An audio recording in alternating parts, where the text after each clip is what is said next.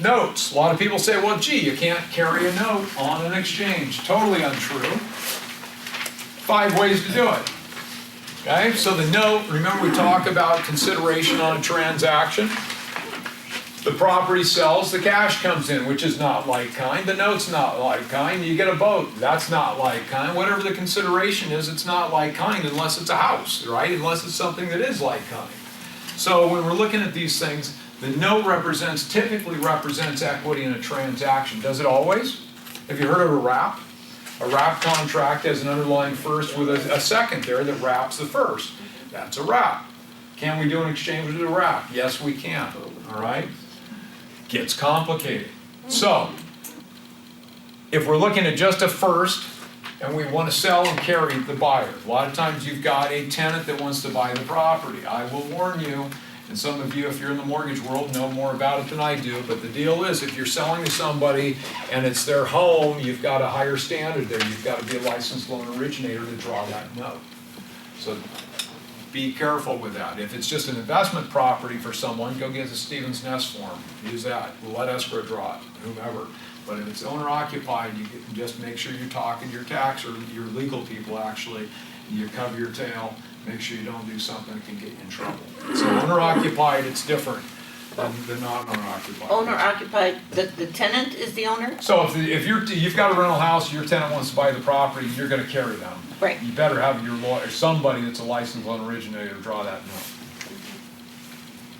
Okay? If it's an investor, then it's different. Pardon? The owner shouldn't, right? Correct.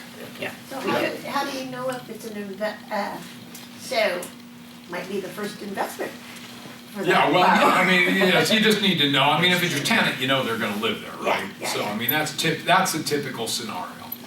Okay. So the note comes into us. We have to do something with the note. We can use the note to acquire something else, so we can use the note in cash to buy the replacement property. It doesn't happen very often, but it could happen.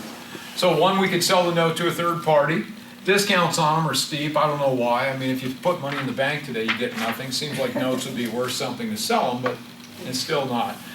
We can use the note in cash to buy something. It rarely happens. Purchase a note. And what do I mean by that? Our client buys a note, and you're saying, well, gee, it's my note. Why would I buy the note from you? And what you're really doing is substituting cash for the value of the note. So by doing that, if you've got $500,000 sitting in the bank, what are you making interest-wise? Nothing, right? So if the note's paying 5 or 6%, where else, back to your comment, Mike, where are you going to get 5 or 6% today comfortably? This is an asset you know, and it can give you a nice cash flow, all right? So what are you going to do with the money if you don't do it? Just be aware, carrying the thing, like I said, debt relief and depreciation recapture in the year of sale. Just make sure you know that if you're going to carry paper. But we have a lot of times our client's going to buy the note from us. Short-term note. Why is the note there? Maybe the thing's not completed. Maybe it's got lender-required repairs. They can't finance it, so they want you to carry them short-term. 30 days, 60 days later, permanent financing comes in place. Or maybe they're up against their 180th day on an exchange, or maybe you're in a situation where it's a reverse and you're up to it. So that note comes in. Think of a reverse exchange with a note. Okay, so a reverse exchange, we don't really go into the details, but a reverse exchange, you have to have the financial ability to buy a property today to replace something yet to be sold. Whatever you come in with money-wise to buy that property, we have in effect borrowed that money from you. So you show up at escrow with $100,000 and to go buy that property. Now you sell and you carry. So all these things are aimed at, like in a delayed exchange, this note coming in and having to do something with it. But if we're in a reverse exchange and you carry a note, now that note comes into us, we can use the note to repay the debt we've got to you. So a seller carry back in a reverse is actually a nice, easy thing for us to deal with. So why is the note there? We just wait till it balloons, complete the acquisition and replacement. 5, partial exchange. Maybe the down payment's enough and maybe they're just planning to pay tax on the balance of it.